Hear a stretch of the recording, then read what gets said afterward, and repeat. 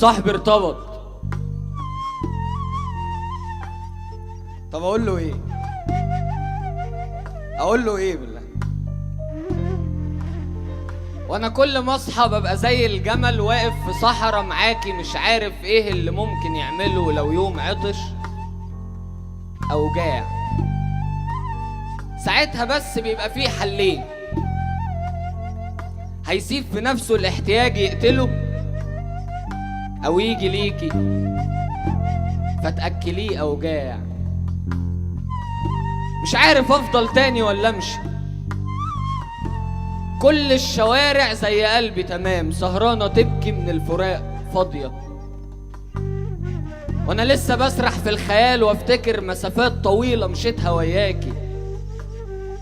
او مرة لما قطعت تذكرتين ودخلت فيلم قديم وبتحبيه، كان الغياب الكرسي بيخبيه، وفضلت طول الفيلم بحكي لك احزان كتيرة وجرح وهزيمة، وعرفت انك كنت مش جنبي من صوت لناس قاعدين وبيقولوا مجنون بيحكي الكرسي في السير. جربت ان اشتغل وانسى، فسألت صاحبي قال لي عنده مكان. خدت الورق وحاجاتي قدمتها، فقالوا لي ممكن تبقى شيف. مش مهم، اسبوع يا دوب كان عدى وانا شغال، بالصدفة شفتك جاية تتغدي. كانت مفاجأة وصدمة خضتني. لميت حاجاتي وقلت انا اسف، انا لازم امشي. كان رفضي مبهم مش جريء بوضوح، لكن ساعتها انا خفت لو جيتي والاكل جالك يومها من ايدي، فساعتها بس هدوقك وجعي، وعلشان كده مرضتش اروح. في غرزة جوه قميصي من ايدك، ومفيش مكان هيساع غرز تانية. الخوف بياكل فيا باستمرار، 60 دقيقة بس في الثانية. معرفش ليه تعبان كده، معرفش ليه تعبان كده. المرة دي مش قادر اتحمل. حل الغياب والله مش جلسات نفس، ولا بالعلاج ولا بالوعود. كان بس يكفي ان اللي غاب بعد الغياب يرجع يعود. الحل ايه؟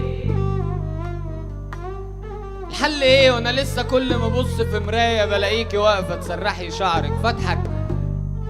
اقولك برضو مش مظبوط. تضحكي وتمشي، مش سهل اشوفك عني تتخلي، ولا اشوف نهايتي تكون كده بالقسوة دي، بالفرقة دي. في أسرة كاملة ما جاتش للدنيا، في أسرة كاملة ما جاتش للدنيا، ذنبهم رابط رقبتي بحبل الحياة السري. مخنوق مخنوق وروحي بتندهك تيجي، وعناية ماسكة بدمعها المناديل وبتشاور. دمي قاطع تذكرة لقطرك اللي ما جاش، وقلبي من آخر زيارة سبته في القشاش. الناس بتمشي ويدهسوه بالجزم، وانا لسه بلجأ للدعاء بعد كل أذان. ومفيش دعاء من قلبي يوصلك من غير ما قلبك يبقى عنده ودان. وانا مش ببيع نفسي، انا مش ببيع نفسي، ولا عندي رغبة للعبة الدنيا. ترميها ليا في ايدي اتعلق، تخطفها مني وتجري تنساني. الدنيا ظلمة بتقتل الإنسان أول ما يبقى معاها إنساني. في قطع حاد في الأوردة الأولى، سامع تمزق أربطة في قلبي، وضلوعي بايظة بفعل تكسيرك. إيه اللي أغرب في الحياة من كده؟ إنك تسيبي وتمشي متأكدة إن العلاج لضلوعي مساميرك. الخبطة جت في القلب مش في الصاج. اكتب قصيدة ولا عيط سنة؟ بصيلي جايز تفهمي وجعي ويتم نقله ما بيننا بالنظرات. اخر ازازة مية من ايدك انا كنت بشرب منها عالسنة، املا في انك تفضلي شوية، ومشيتي برضو في ال3 مرات.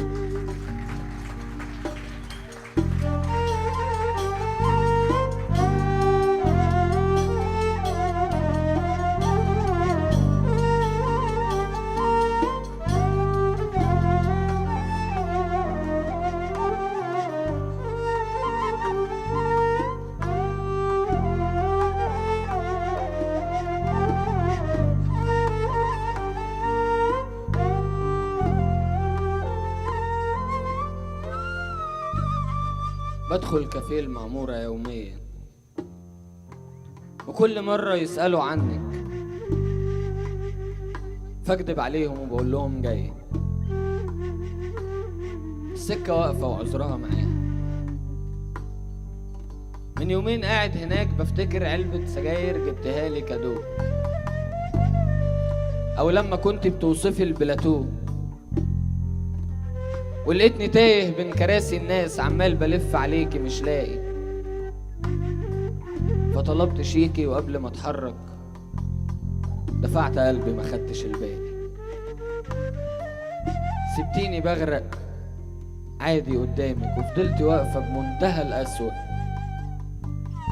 كان وجعي زي الراكت وبتلعبيه لوحدك، وفضلت بنده ليكي وبشاور أرجوكي شديني، محتاجلك أرجوكي شديني. لفيتي ليا وجيتي بهدوئك مجرم وجاي قصادي يتمشى، لكن حقيقي وقتها أنا مت قبل ما تقطعي القشة. كان نفسي أشوفك مرة واحدة كمان، مرة أخيرة، واخدك في حضني بس مش جامد خوفا عليكي والله من جراح الموس. كان نفسي أقولك ربنا معاكي وإيديا تمشي ببطء من إيدك ويكون فراقنا في الإيدين ملموس، لكن عرفت قيمة الخضرة في البساتين ساعة ما رحت أتمشى في الوحلة. كل البنات كانت حلوة في الفساتين بس انتي كنتي في الفراق أحلى. إياك تدخل حد في حياتك أو تدي واحد نسخة من المفاتيح. الناس في غمضة عين هتتغير زي الجيلاتي لما فجأة يسيح. هتعيش وحيد في الدنيا دي غلبان، والناس يا صاحبي ما بيعرفوش يقروك. هتلاقي نفسك بعد فترة حزين وتقضي عمرك في الحياة متروك. أفضل هروب هيكون في أولها، أنفاق كتير كان سهل ننزلها، علشان كده ما قدرتش أعملها واكتب لصاحبي اللي ارتبط مبروك.